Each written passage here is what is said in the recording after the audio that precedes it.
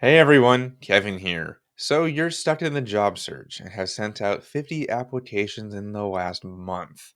You've gotten a bunch of rejections and maybe one interview. It's really disheartening and you feel off as a result of it. However, you then realize at the same time that you haven't heard from 30 of those applications. And even the hiring manager from that one interview you had a few weeks ago has gone silent. You've been ghosted. Unfortunately, you've stumbled into what is slowly becoming a standard operating procedure for many companies these days. It's definitely not just you. Now, that doesn't mean the practice is okay, but it does validate what you're going through and lets you know that you aren't alone in this process. All that begs the question, though, of why do companies do this at all? And no, it's not because they don't care about you or your situation despite how much we might think that's the case. Rather, the most common reason is that they've already chosen someone for the position, whether that's a new hire or an internal candidate, which is happening with an alarming regularity these days, actually. Alternatively, they might have ended up closing the position due to financial problems or because they have started to automate a bunch of their processes and no longer need to fill the role at all.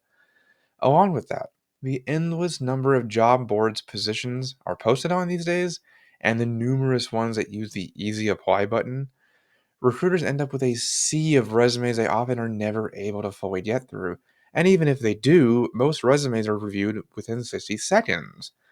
That sheer volume makes it so that many applications will unfortunately fall through the cracks and not even hear anything at all about their applications, much less get an actual rejection notice.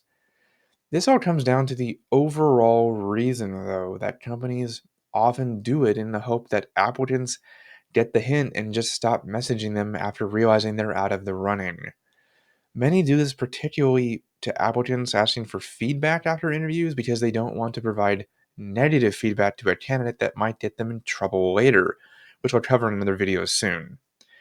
It's far easier to hide behind the computer screen and hope that you just go away rather than having to do something they don't want to because they fear lawsuits or being misinterpreted. This happens a lot when companies have very poor communication practices, just in general. It's important to note that along with this poor communication, ghosting is a pretty clear indication that the company is toxic or doesn't respect workers and applicants as much as they should.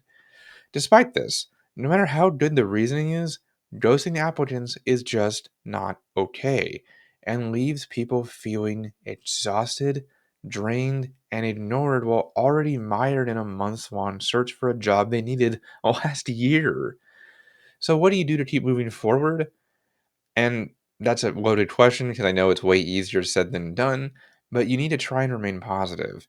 This is for two reasons.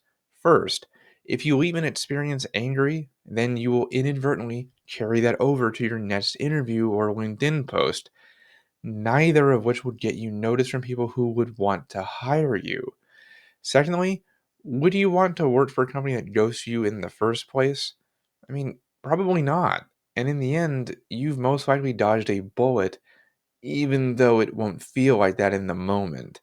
You're going to feel off and it's going to bug you, even if you've gotten used to the idea of being ghosted.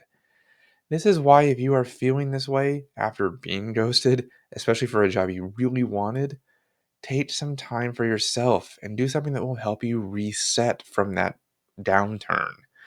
I had this happen the other day myself where I really had a terrible mental day and I ended up doing some yard work for a few hours, which helped my state of mind.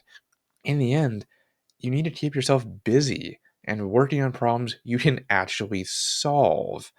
And for better or worse, a company ghosting you simply isn't one of the things you control. So do your best to acknowledge it for what it is and just keep working on yourself. And on that note, I'll end here for today. As always, I am here to help you if you ever need it. See you next time.